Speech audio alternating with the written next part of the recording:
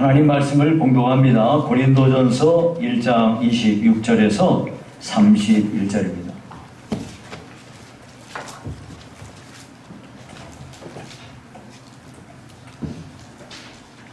고린도전서 1장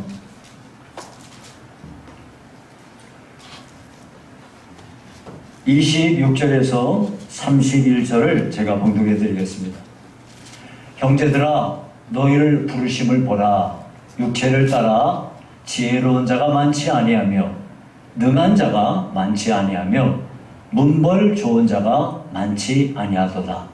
그러나 하나님께서 세상에 미련한 것들을 택하사 지혜 있는 자들을 부끄럽게 하려 하시고 세상에 약한 것들을 택하사 강한 것들을 부끄럽게 하려 하시며 하나님께서 세상에 천한 것들과 멸시받는 것들과 없는 것들을 택하사 있는 것들을 폐하려 하시나니 이는 아무 육체도 하나님 앞에서 자랑하지 못하게 하려 하심이라. 너희는 하나님으로부터 나서 그리스도 예수 안에 있고 예수는 하나님으로부터 나와서 우리에게 지혜와 의로움과 거룩함과 구원함이 되셨으니 기록된 바 자랑하는 자는 주 안에서 자랑하라 함과 같게 하려 함이라. 아멘.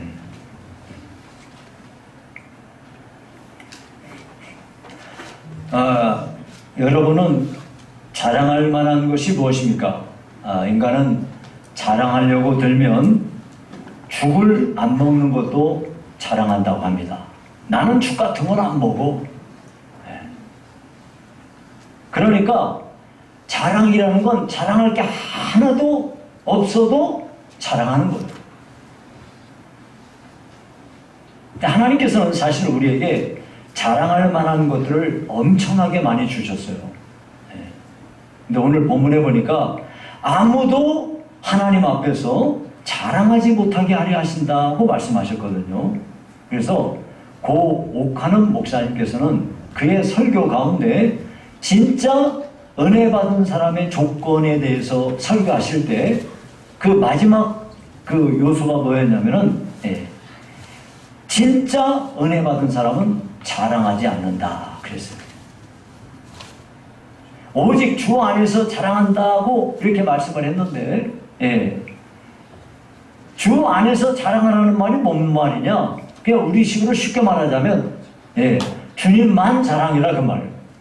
하나님만 자랑하지 딴 거 자랑하지 말라 그래요. 오늘은 그 이유와 여러 가지 거기와 관련된 사항들을 말씀으로 참고해 보도록 하겠습니다. 자, 먼저 우리가 생각해 볼 것이 뭐냐면 하나님의 부르심과 택하심에 대한 겁니다. 오늘 우리가 읽은 본문에 보면 부르심이라는 단어가 한 번 나오고 택하심이라는 단어가 3번 나와요. 사실 우리 기독교에서 부르심 그리고 택하심 이거는 우리 기독교 신앙의 핵심적인 진리에 속하는 겁니다. 자, 그러면 하나님께서 우리를 부르시고 택하신다고 했는데 여기 26절 상반절에 보니까 뭐라 그러냐면 형제들아 너희를 부르심을 보라 그랬어요. 여기서 너희를 부르심을 보라는 말씀은 너희를 부르심을 생각해보라 그런 뜻이에요. 하나님이 우리를 부르신 것을 가만히 곰곰이 생각해보라 이거예요. 거기 잘 보면은 26절에 보니까 육체를 따라 지혜로운 자가 많지 않고 능한 자가 많지 않고 문벌 좋은 자가 많지 아니하도다. 그러니까 이 말은 고린도 교회에 속해 있는 성도들이 하나님 앞에 부름받을 당시에 어떤 처지였느냐? 대부분의 사람들이 지혜가 별로 없는 사람들, 학벌이 없는 사람들, 별로 능력이 없는 사람들, 이런 사람들이 하나님 앞에 부름을 받았다 그런 말이에요. 그러니까 여러분 우리가 생각할 때는 우리가 성경을 잘 알지 못할 때는 내 발로 내가 걸어서 교회 나온 거 내가 믿고 싶어서 그냥 교회 나와서 예수 믿는다고 생각할 수 있어요. 그런데 성경에 가만히 보니까 하나님께서 부르시지 않으면 아무도 하나님께 나올 수가 없다고 그래요. 하나님은 이웃을 통해서든지 친구를 통해서든지 이산을 와서 어떤 그런 계기가 있었다든지 어떤 사건이 있었다든지 이런 걸 계기로 해서 하나님 앞에 나올 수 있게끔 하나님이 역사해 주신 거죠. 그런데 사람이 볼 때는 그냥 우연히 내가 내 발로 걸어왔다 생각하는 거예요. 사람들이 생각할 때 어떤 사람들은 그래요. 내가 많은 종교들 가운데 내가 기독교를 선택했다고 생각을 해요. 그런데 성경에 보니까 너희가 나를 택한 것이 아니고 내가 너희를 택하여 세웠다 그랬어요. 그러니까 부르시는 것도 하나님이 원하시는 사람을 부르시는 거고 택하시는 것도 하나님이 정해놓으신 하나님의 사람을 택하시는 거지, 내가 하나님 앞에 내 발로 교회 왔고 내가 예수 믿어서 내가 구원받았다 이렇게 말하는 것은 성경하고는 전혀 틀리는 말이다 하는 것을 우리가 알 수 있는 겁니다. 자, 그러면 여러분, 우리가 하나님 앞에 언제 부름을 받는 걸까요? 우리들 가운데 하나님 앞에 부름받은 이야기 좀 해봐라 그러면 뭐 침 튀기면서 몇 시간이고 얘기할 수 있을 거예요. 그런데 많은 사람들이 삶의 큰 전환점을 맞이할 때 예수님을 믿게 되는 것 같아요. 어떤 사람은 갑작스러운 병으로 인해서 그야말로 지푸라기라도 잡고 싶은 심정으로 교회에 나오는 사람이 있어요. 어떤 사람은 끔찍한 사고를 경험한 뒤에 모든 걸 포기해버리고 싶은 상황 속에서 그냥 교회에 나오신 분이 있어요. 또한 어떤 사람은 잘 나가던 사업이 생각하지도 못한 어떤 일을 계기로 부도 위기에 처하면서 천부의 의지 없어서 손 들고 옵니다. 이런 심정으로 교회에 나오는 사람들이 있습니다. 여러분, 어떤 분들은 제가 외국에 나가보니까 외국에 나가면 일단 말이 안 통해요. 말이 안 통하는데 음식도 안 맞죠? 정말 외롭습니다.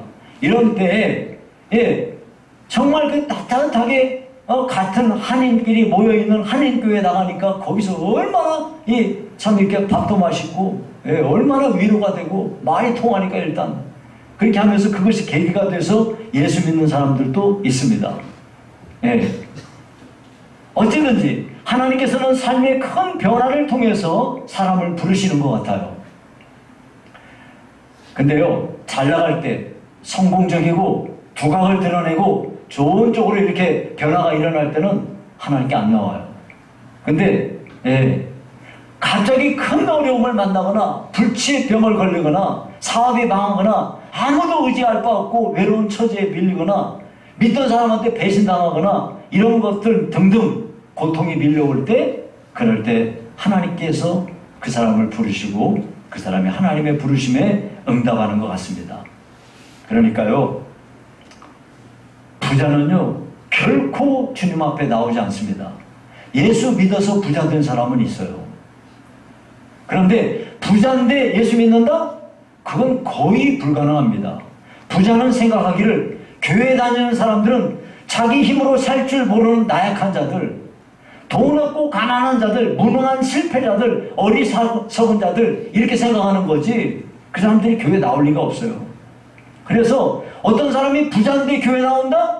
그건 십중팔구 그건 죽을 병에 걸린 경우예요. 여러분, 친구 좋아하고 늘 놀러 다니기 좋아하고 돈 잘 쓴 사람이 갑자기 교회 나온다? 왜 그럴까요? 직장에서 명퇴를 당했다든지 사업이 망했다든지 몹쓸병에 걸렸다든지 뭐 신체에 어떤 문제가 생겼다든지 이런 경우가 아니고는 안 나옵니다. 이처럼 내가 뭔가 가지고 있을 때, 돈이 있을 때, 사회적으로 뭔 영향력이 좀 있고 백이 든든할 때 이런 사람은요 뭐가 아쉽다고 교회 나오겠어요. 돈이면 뭐든지 다 된다고 생각하는데 하나님이라는 존재 자체를 인정하지 않습니다. 그러니까 그런 사람들이 이렇게 우리같이 아침에 이 시간에 교회 나오고 뭐 헌금하는 거, 아이고 교회 봉사하는 거, 놀러 안 가고 그 술 마시러 안 가고 뭐 예배 드리러 간다? 이거 이해 안 돼요. 그 사람들 생각에는요 진짜 이해 안 되는 거예요, 그건. 근데 소득의 11조를 드린다? 이거는요 미치고 팔다 뛸 일이에요. 그 사람들 생각에는요, 야, 이거 정말 있을 수 없는 일이에요. 만약에 어떤 사람이 한 달에 1,000만 원 버는데 100만 원을 갖다 바친다? 이건요, 그 사람들이 생각할 때는 이건 불가능한 일이에요. 그 사람들이 볼 때는요, 광신자죠, 광신자. 이렇게 교만하고 자기만 잘난 줄 알고 살던 사람들이, 그렇게 하던 사람들이 아무것도 남은 게 없어가지고 그 심령이 가난해졌을 때, 그때서야 비로소 하나님의 부르심에 응답을 하게 되는 겁니다. 그러면 여러분, 왜 하나님께서는 이렇게 심령이 가난한 사람들을 그때 하나님이 그들을 부르시고 그럴 때 부르실 때 그 사람들이 응답하는 걸까요? 세례 요한의 제자들이 예수님에게 물었어요. 오실 그이가 당신이십니까? 이게 무슨 말이냐면, 유대인들은 항상 누군가를 기다렸어요. 메시아를 기다렸어요. 메시아가 뭔 뜻이냐면 세상의 구세주를 기다렸다 이 말이에요. 이 유대인들이 지금 로마에게 압제를 당하면서 로마의 속국이 되어 있는데, 그래서 지금 가난하고 어렵고 힘들고 모든 억압 속에서 살고 있는데, 이런 억압으로부터 풀어줄 진정한 우리를 해방하실 해방자, 구세주, 이런 자, 그 메시아를 기다리고 있었어요. 오실 그이가, 메시아가 바로 당신입니까? 하고 물은 거예요. 그랬더니 예수님이 이렇게 대답하셨어요. 마태복음 11장 4절 5절에 보니까, 너희가 가서 듣고 보는 것을 요한에게 알리되 맹인이 보며 못 걷는 사람이 걸으며 나병한 자가 깨끗함을 받으며 못 듣는 자가 들으며 죽은 자가 살아나며 가난한 자에게 복음이 전파된다 하라. 네, 가난한 자에게. 근데 하나님의 천국 복음은 누구에게나 들려지는데요, 그 천국 복음을 듣고 반응하는 사람은 누굴까요? 네, 여기 보니까 가난한 자에게 복음이 전파되는 거예요. 그래서 세상에서 가진 거 다 털어먹고 아무것도 남은 것이 없고 정말 초라해졌을 그때 그렇게 주님 앞에 나오게 되는 것입니다. 교만한 자들, 자기를 높이는 자들은 복음을 들어도 결코 하나님 앞에 나오지 않습니다. 자, 이와 같이 하나님은 사람들이 연약하고 참 가진 것 없을 때, 가난할 때 그들을 부르시는데요, 그들을 부르시는 건 그렇게 부르시고요. 예. 성경에 보니까 하나님 앞에 부름받은 사람들은 많은데 그 가운데 택함을 받은 사람들은 적다고 그랬어요. 그럼 또 택하신다 그랬는데, 하나님이 여기 보니까 오늘 본문에 27절, 28절에 보니까 택하심에 대한 이야기가 이렇게 나와요. 그러나 하나님께서 세상에 미련한 것들을 택하사, 여기서 미련한 것들을 택하사 지혜 있는 자들을 부끄럽게 하려 하시고, 그러니까 여러분 요 앞에 뒤에 있는 데는 지혜 있는 자들이라고 했는데 앞에는 세상에 미련한 것들이라고 했어요. 근데 그 내내 그냥 사람에 대한 이야기를 하는 거예요. 세상에서 미련한 사람들을 하나님이 택하셔가지고 지혜 있다고 하는 사람들을 부끄럽게 하려 하시고, 또 세상에 약한 자들을 하나님은 택하시는데 왜 그렇게 하냐? 강한 자들을 부끄럽게 하려 하시기 위해서. 또 28절에 하나님께서 세상에 천한 것들과 멸시받는 것들과 없는 것들을 택하사 있는 것들을 폐하려 하신다 라고 말씀했어요. 자, 여기 보니까 하나님께서는 어떤 사람들을 택하십니까? 세상에 미련한 것들, 세상에 약한 것들, 세상에 천한 것들, 멸시받는 것들, 없는 것들, 이런 자들을 하나님이 택하신다고 말씀하셨어요. 그러니까 하나님은요, 세상에서 돈 꽤나 있는 사람들, 많이 배운 사람들, 좀 세상적인 어떤 권력을 가지고 있는 사람들, 사람들로부터 명성을 가지고 있는 유명인사, 이런 사람들 택하는 게 아니라 가난뱅이, 또 못 배운 사람, 힘없고 백도 없는 사람, 병든 사람, 배고픈 사람, 천대받고 소외당하는 사람, 세리들처럼 사람들로부터 배척당하고 따돌림 받는 사람, 이런 사람들을 하나님께서 택하시는 것을 알 수가 있어요. 여기에 대한 구체적인 예가, 여러분 예수님은 12제자를 택하셨지 않습니까? 이 12제자에게 예수님은 모든 걸 다 거는 거예요. 예수님은 3년 동안 공생애 하시면서 12명에게 완전 집중했어요. 그 가운데 한 명은 떨어져 나갔죠. 예수님 팔아먹은 배신자. 그 사람은 떨어져 나갔는데 12명에게 완전히 올인했어요. 근데 그 사람들을, 어떤 사람을 택했느냐? 그 사람들은요, 예수님이 사시던 동네 가까운 곳에 있는 고기 잡는 어부들, 못 배운 사람들, 무식하고 그냥 평범한 사람들, 세리 마태같이 사람들한테 손가락질 받는 사람, 이런 사람들을 예수님께서 택하신 거예요. 그들을 통해서 하나님의 놀라운 일을 이루어 가신 거죠. 예, 여러분 여기에 대한 좋은 예가요, 초대교회 당시에 그 교회 안에 다수의 사람들이 어떤 사람들이 있었냐면 노예들이 있었어요. 노예. 예. 여러분 예수님 당시에 로마가 세계를 지배하던 시절에 이탈리아는, 여러분 이탈리아의 수도가 로마입니다. 예. 이탈리아가 그 수도가 로마예요. 그런데 그 로마가 세계를 지배하던 그 시절에 이탈리아에는 인구의 3분의 1이 노예였다고 그래요. 그 노예들의 수가 약 200만 명쯤 됐다고 합니다. 그러다 보니까 많은 노예들이 이 복음을 접하게 되었고, 이로 인해서 이 노예들이 예수님을 믿게 되었다는 것이죠. 사실요, 예수님 당시에 노예라는 건 그건 사람 취급을 하지 않았어요. 돈만 주면 사고 팔고 하는 거예요. 노예는요, 주인의 소유로 여겼기 때문에 어떤 경우에는 주인이 재미로 노예를 죽이기도 했대요.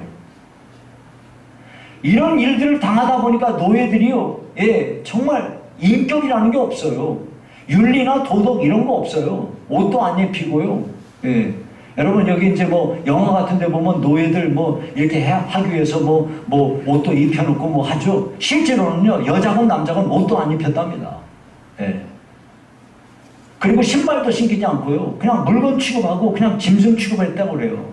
그러다 보니까 노예 가운데에는 여러 노예들이 힘을 합해가지고 주인한테 대드는 자들도 있고요, 심지어는 주인을 죽이는 경우도 있었대요. 그러다 보니까 이 주인들이 노예를 통제하기 위해서 별별 온갖 방법을 동원하고, 여차하면 때리고 여차하면 쇠사슬로 묶어놓고 이렇게 했다는 거죠. 예. 그런데 이런 노예들이 예수를 믿으면서 이상한 일이 벌어지기 시작한 거예요. 예. 예수를 믿는 노예들이 그 밤에 어떤 사람 집에는 노예가 1000명이 넘는 노예를 부리는 주인도 있었다고 그러니까. 예. 그러니까 노예들끼리, 예수 믿는 노예들끼리 밤에 헛간에 모여가지고 거기 모여서 찬송하고 기도하는 모임들이 생겨난 거예요. 예. 그리고 이 사람들이 모여가지고 기도하면서 주인을 위해서 또 기도를 하네. 자, 어느 날 노예들이 밤에 모인 걸 발견했어요. 주인이 깜짝 놀라가지고 이놈들이 뭐하나 하고, 예, 그 헛간을 들여다봤더니, 아, 세상에 노예들이 거기서 자기 주인, 자기를 위해서 기도하고 있는 게 아니겠어요. 이걸 보고 얼마나 놀라고 감동을 먹었겠어요. 예. 그 짐승 취급하고 인간 대접하지 않는 그들이 모여가지고 자기를 위해서 기도하고 있으니 이게 얼마나 충격이겠어요. 이거에 감동해가지고 그 주인들이 교회 출석하게 되고 예수 믿는 일이 생겨났다는 거예요. 이런 일들이 차곡차곡 쌓이면서 로마가 기독교를 공인하게 되는 그런 중요한 요인 중에 하나가 되었다는 겁니다. 이와 같이 하나님은요, 돈 있는 부자, 예, 권력을 가진 자, 인기 있는 사람, 이런 사람들을 택하는 게 아니라 하나님은 세상에 약하고 무능하고 힘없고 가련한 그런 사람들을 택하시는 것입니다. 예. 그런 점을 여러분이 꼭 기억하셔야 돼요.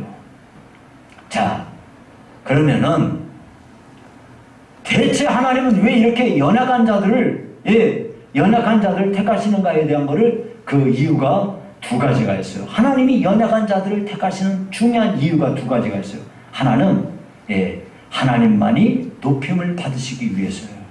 예. 31절에 보니까 기록된 바 자랑하는 자는 주 안에서 자랑하라 함과 같게 하려 함이라 그랬어요.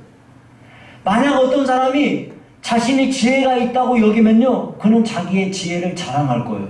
예. 만약 어떤 사람이 자기가 강한 자라고 생각한다면 자기 힘을 과시할 겁니다. 그러나 하나님께서는 연약한 자를 택하시는데, 만약에 연약한 자가 하나님 앞에 택하심을 입었다고 한다면 자기 자신이 연약한 존재임을 알기 때문에 자기가 어떤 성공을 이루었을 때, 아, 이건 내 힘으로 된 게 아니고 하나님이 도와주셨다 하고 하나님께 영광을 돌리게 된다는 거예요. 그래서, 예, 이렇게 힘없고 연약한 사람은 어떤 일이 하나님의 힘과 능력으로 이렇게 된 것을 철저히 인정하고 살기 때문에 하나님만 높이는 사람이 됩니다. 여러분 예를 들어보면은 블레셋의 장수 골리앗은요 신장이 무려 3m에 육박하는 사람이에요. 굉장한 거인입니다. 그는 어려서부터 전장터에서 잔뼈가 굵은 강한 자라고 이렇게 성경은 기록합니다. 이런 골리앗에 비해서 다윗은 양치는 목동이에요. 10대의 청소년에 불과한 애송이였습니다. 그러니까 골리앗에 비교를 한다면 비교가 안 되는 약한 자예요. 그럼에도 불구하고 하나님께서는 연약한 다윗을 통해서 강한 골리앗을 이기게 하시는 겁니다. 이것이 모든 사람을 놀라게 하는 것이고 약한 자를 들어서 강한 자를 부끄럽게 하려 하시는 하나님의 섭리가 여기에 담겨 있는 것입니다. 여러분 이와 같이 지혜로운 자와 강한 자 대신 미련한 자와 약한 자를 택하셔서 지혜롭고 강한 자를 부끄럽게 하시는 것이 바로 하나님의 뜻이에요. 왜 그렇게 하냐? 하나님만 자랑하게 하기 위해서입니다. 그래서 여러분 예레미야 9장 23절과 24절은 이렇게 말해요. 지혜로운 자는 그의 지혜를 자랑하지 말라. 용사는 그의 용맹을 자랑하지 말라. 부자는 그의 부함을 자랑하지 말라. 자랑하는 자는 이것으로 자랑할지니 곧 명철하여 나를 아는 것과 나 여호와는 사랑과 정의와 공의를 땅에 행하는 자인 줄 깨닫는 것이라. 모든 것이 다 하나님과 관련된 것만 자랑할 뿐이지 너희가 세상에서 주어지는 그 어떤 것도 자랑하지 말라는 겁니다. 두 번째, 왜 우리가 하나님께서는 이렇게 연약한 자를 택하시는가? 첫째는 하나님만 자랑하게 하기 위해서고요. 두 번째는 하나님만 의지하게 하기 위해서예요. 여러분 연약한 사람은요 자기의 연약함 때문에 하나님을 전심으로 의지합니다. 돈 없고 정말 병원에 갈 돈이 없어서 그렇게 할 때는 하나님이 안 고쳐주시면 소망이 없어요. 길이 없어요. 그러니까 교회 와서 기도할 뿐이에요. 금식하고 하나님께 도움을 청합니다. 여러분 자기를 돌봐줄 사람이 없는 사람은요 하나님이 돌봐주실 줄 알고 하나님만 의지합니다. 미련하고 지혜가 없는 사람은 하나님을 의지합니다. 그러나 여러분 강한 자 보십시오. 강한 자들은 뭐라 그럽니까? 자기가 누구를 의지하는 거예요? 수치심을 느끼는 거예요. 자기 주변에서 자기를 도와줄 사람이 많이 있잖아요? 그럼 하나님 의지할 필요가 없어요. 세상에서 지혜가 충만한 사람들은 자기 지혜를 의지하려 들지 하나님 의지하려고 안 합니다. 여러분 이 기드온이 살 때 그때 시대에는 미디안 사람들이 이스라엘을 침공해가지고 굉장히 괴롭혔어요. 이스라엘 사람들이 곡식을 심어가지고 이제 거둘 때쯤 되면 막 미디안 사람들이 때려 몰려와가지고 전부 싹을 싹 쓸어가 버리는 거예요. 이것이 한두 해가 아니고 이렇게 고통을 당하다 보니까 이스라엘 백성들이 하나님께 호소를 합니다. 도와달라고. 그러자 하나님께서는요 이스라엘을 미디안 사람들의 손으로부터 구원하기 위해서 하나님이 이제 기드온을 부르셨어요. 기드온을 부르실 때 그때 마침 미디안이 아말렉 사람들과 동방 사람들을 규합해가지고 13만 5천 명의 대군을 이끌고 이스라엘을 침공했어요. 그러자 기드온이 이스라엘 각지에 사람을 보내가지고 전쟁을 알리면서 군사들을 모았어요. 이게 당시의 군사라는 거는 그냥 평범한 농사 일하고 자기 목축업 하던 사람들인데 전쟁이 선포됐다 하면 그냥 너나 할 것 없이 다 나오는 거예요. 그래가지고 군인으로 딱 이렇게 모이는 것이 옛날에는 그랬어요. 그래가지고 이 전쟁을 알리면서 군인을 모았더니 모인 자들의 수가 3만 2천 명이에요.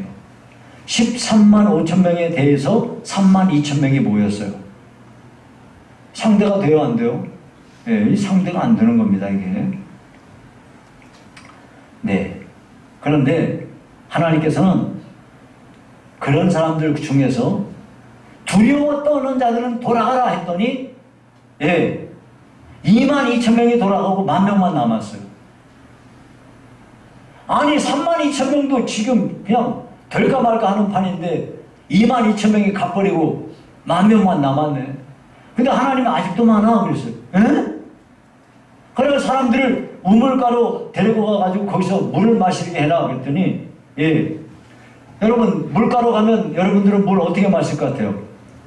대부분의 사람들이 거의 다가 예, 무릎 꿇고 예, 냉물에다가 입 대고 이렇게 빨아서 이렇게 먹습니다. 예, 그러죠? 그런데 그 10,000명 가운데 일부, 극히 일부 사람들만 물 손으로 해서 이렇게 마셨다 이거예요. 그들의 수가 300명이에요. 그래서 300명만 남고 나머지 다 가라 그랬어요. 야, 저분은 13만 5천 명인데 예, 300명만 남았어요. 그러니 이 300명이 만약에 13만 5천 명을 이긴다면 이건 누구의 힘으로 이기는 거예요? 이건 절대 내 힘으로 이기는 건 아니에요. 그죠? 예. 13만 5천 명인데 300명이니까 300명은 완전히 하나님만 의지하고 나가는 길밖에 없어요. 하나님만 의지한 300명을 통해서 하나님은 미디안 대군 13만 5천 명 가운데 12만 명을 전부 몰살시켜버리고 15,000명만 도망가게 했어요. 네. 여러분 이와 같이 하나님께서는요 연약한 자들을 택하시는데 왜 그러냐? 하나님만 의지하게 하기 위해서 그런 겁니다. 그러므로 여러분 오늘날 우리가 예수 믿으면서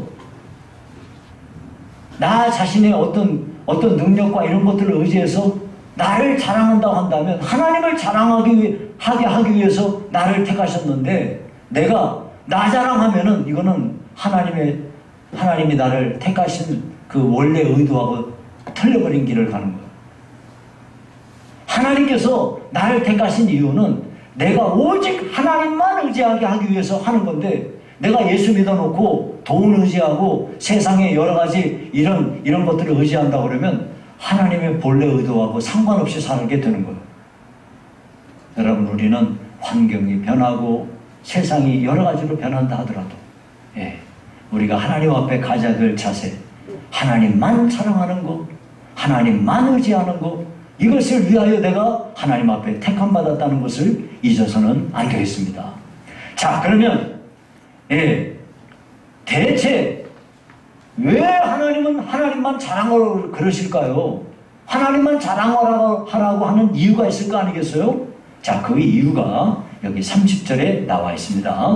30절 같이 보시죠. 시작. 너희는 하나님으로부터 나서 그리스도 예수 안에 있고 예수는 하나님으로부터 나와서 우리에게 지혜와 의로움과 거룩함과 구원함이 되셨으니 자 이걸 여러분이 잘 보세요.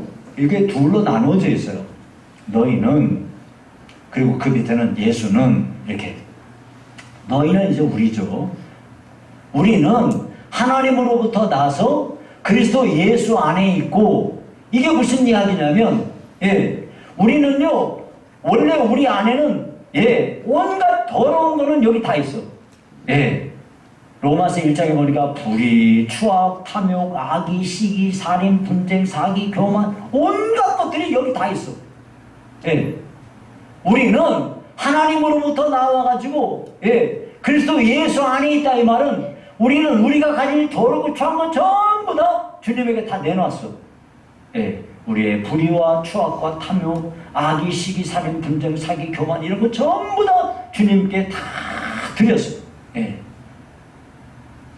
그리고 예수는 하나님으로부터 나와서 우리에게 지혜와 의로움과 거룩함과 구원함이 되셨으니 이 말은 무슨 말이냐면 예수님은 하나님으로부터 오셔서 그분이 가지고 있는 모든 여기 보니까 지혜와 의로움과 거룩함과 구원함은 전부 다 자기가 예수님이 가지고 계신 거예요. 이거는 전부 우리한테 다 주시고 우리가 가진 모든 부정하고 더럽고 추한 것들은 전부 예수님이 가져가시고 이 거룩한 교환이 이루어졌다 이 말이에요. 그러므로 나한테서 내가 뭔가 잘하고 있다면 이거 내가 잘해서 된 거냐? 아니다 이거. 하나도 그런 거 없다 이거. 오직 하나님께서 우리에게 여기 나오는 대로 뭐라고 그랬어요? 지혜와 의로움과 거룩함과 구원함을 우리에게 주신 거예요. 그러므로 우리가 자랑할 수 있는 게 있다면 오직 하나님 주 안에서 자랑하라 그 말은 주님만 자랑하라 그 말. 우리의 인생 가운데 내가 예수를 믿는다고 한다면 여러분이 신앙이 점점 더 성장하고 하나님이 기뻐하는 사람으로 세워져 가고자 한다면 나를 자랑하지 말고 하나님이 나에게 자랑거리가 있게 하신 그 하나님이 내가 남들보다 정말 감당할 길 없는 큰 은혜와 복을 하나님이 나에게 주셨다? 하나님이 주신 거야. 나 잘해서 그런 게 아니고.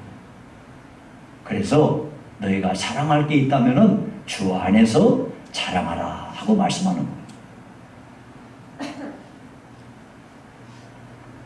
예수님께서 우리에게서 모든 악한 것들 전부 가져가시고 모든 선하고 좋은 것들 다 우리에게 주셨어요. 근데 예수님이 한 번만 그렇게 하시느냐? 아니요. 우리가 세상을 끝나고 주님 앞에 서는 그날까지 우리 주님은 꾸준히 계속해서 이 교환을 이루어가고 계시는 겁니다. 여러분, 오늘도 여러분이 주 앞에 나와서 예배하십니다. 오늘 예배 오셔서 여러분은 어떻게 하셔야 되겠습니까? 여러분에게 있는 모든 불의와 추악과 탐욕과 악의와 시기와 분쟁과 교만과 온갖 것들 다 털어내놓고 주님으로부터 모든 지혜와 의로움과 거룩함과 구원함을 여러분이 소유하시고 돌아가기를 주의 이름으로 축원합니다. 우리 하나님은 은혜가 풍성하시고 너무나 자비가 많으셔서 얼마든지 우리에게 100번, 1000번, 10,000번이라도 이 일을 계속해 주실 겁니다. 제가 말씀을 맺겠습니다. 여러분, 정근모 박사님은 나는 위대한 과학자보다 신실한 크리스찬이고 싶다라는 책을 썼어요. 이분은요, 우리나라 과학기술처 장관을 지내신 분인데요. 예, 진짜 우리나라 국보급에 해당하는 분이에요. 이분은요, 학교에 발을 내어디든 이후에 맨날 1등만 했대요. 예, 초등학교 때도 1등만 하고 중학교 들어갈 때도 1등하고 고등학교 입학할 때도 1등을 했는데 전국 1등이래요. 그래가지고 고등학교 1학년 때 어떻게 성적이 월등한지 선생님들이 너 한번 대학 입시 검정고시 한번 봐보라고 그랬대요. 1학년 때, 고등학교 1학년 때. 봤는데 또 1등 했대요. 1등으로 합격했대요. 그래가지고 고등학교 1학년 때 고등학교 졸업시험 좀 쳐보라고 그랬더니 졸업시험 쳤는데 또 1등으로 합격을 했대요. 이렇게 해가지고 대학 들어가고 유학 가가지고 23살 때 미국에서 박사학위를 받은 거야. 몇 살 때? 23살 때. 야, 대단하긴 대단하네요. 그런데 이분이 졸업 논문으로 쓴 그 논문이 세계 물리학의 수준을 한 단계 높여주는 엄청난 이 논문을 쓴 거예요. 야, 참. 이렇게 해서 미국의 프린스턴 대학교 핵 융합발전소에서 연구원으로 일하는 등 이렇게 일하다가 우리나라에 돌아와가지고 한국과학기술연구원 키스트라고 그러죠. 예, 여기를 출범을 시켰습니다.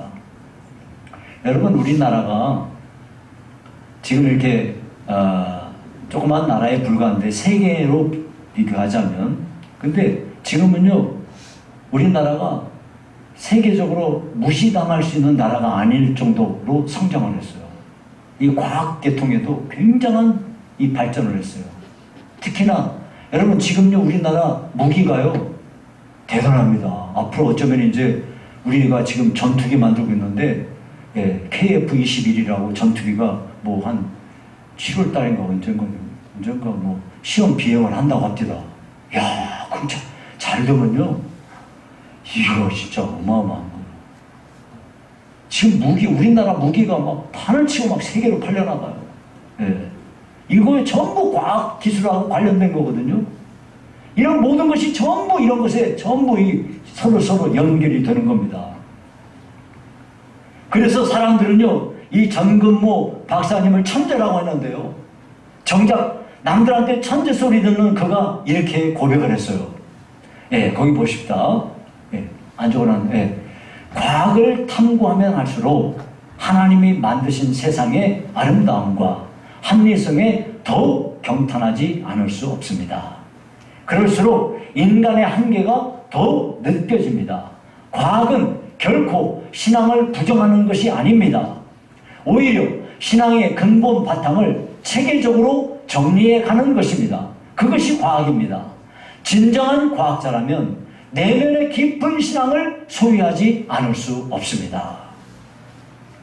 그래서요, 이분은요, 자기가 위대한 과학자로서 사람들에게 칭찬받고 이렇게 하는 것보다 이분이 장로거든요. 예. 자기는 신실한 크리스찬이고 싶다고 하면서 오직 하나님만 자랑하는 반열에 다 선 거예요. 예. 여러분, 이 정도 된 사람도 자기 자랑 안 하는데 우리 대수롭지도 않은 거 가지고 자랑하고 그러지 않습니까? 저도 이 설교를 준비하면서 내가 장만으로라도 이 자랑하는 걸 좀 삼가야 되겠다. 예, 이런 생각이 들더라고요.